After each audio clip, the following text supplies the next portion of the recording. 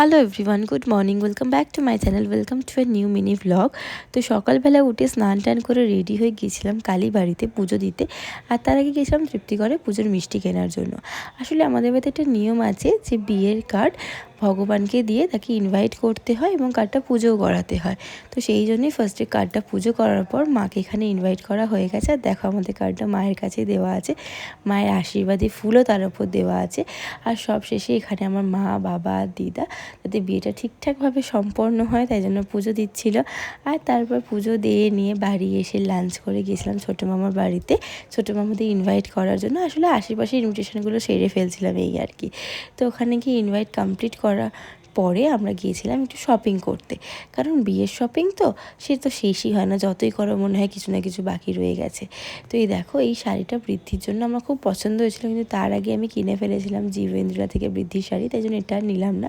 আর বাড়ি এসে পরোটা আর পালাং করে ডিনার করে নিলাম। তো ভিডিওটা এতটাই ভালো